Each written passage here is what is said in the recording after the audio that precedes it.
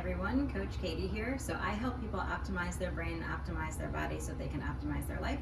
One thing that's really important with that is making sure that we are moving correctly. Now during shelter in place, lots of people are out running, walking more, lifting, maybe you got some weights for at home, and that is awesome. But now I'm also getting lots of clients who are complaining of pain with their knees and also a lot of times arches of their foot. And so I wanted to show you a clip of a drill that I have my clients do, and that also might help you. So this is about creating an arch in your foot. So we wear shoes that either give us kind of a fake arch because they have arch support in them, or they have really high heel drop or lots of cushioning and lots of different things. And actually, while they say that those help us, usually they don't, and they don't allow our foot to create its own arch. So actually most of us don't even know how to create an arch in our foot. And so that's what we're going to talk about today. So when we cannot create an arch correctly in our feet, we get a lot of different issues. The most common ones that I'm seeing is, so people's knees are turning in. So if my arch collapses, then my knee turns in. That's like an over exaggeration, but you can see right now I have arches in my feet, and right here I don't. It's very slight, but if I were to run like this, where would my knee go? It would go inside instead of tracking in line, with my foot where I want it to go. And so then the patella gets off and gets a lot of knee pain. Also, people are getting a lot of pain in the arch of their foot because this creates a lot of tension there. And then also, if this is all turned in, then people will get hip, lower back pain.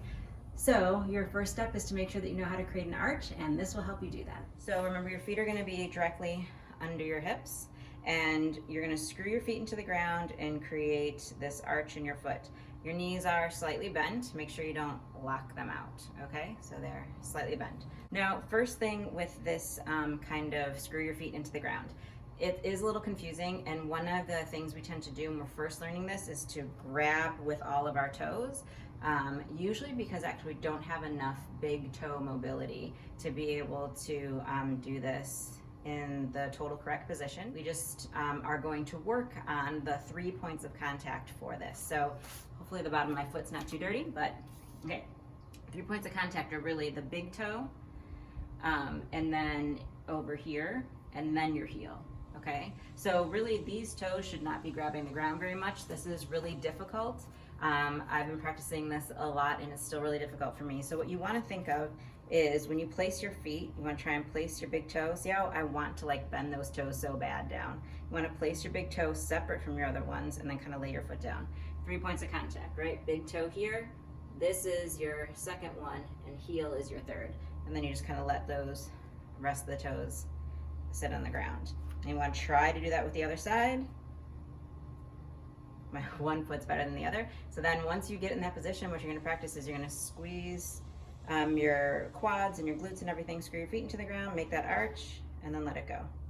And you gotta try it again and let it go. You're just gonna practice this and try to really place that big toe first before you do the other ones. Okay? One foot might be better than the others. This one's very hard for me. Good. And you're just gonna do this 10 times. This is a drill that I have people do. They usually do it 10 times, 3 different times during the day, or really whenever you're standing around or whenever you can kind of practice this. Also create all of that muscle memory. So the idea is that if you are doing this enough, then when you go out to run or you start to move and you start to put movement in, then your brain doesn't also have to think about how to create an arch every single time. So this is a the very first drill that I have people do, and then we start to do that with create an arch while you're stepping up on something, create an arch while you're squatting. And so those are a little bit down the line. I hope that this video helps you. If it does, leave a comment and subscribe, and I hope that it helps you feel a lot better.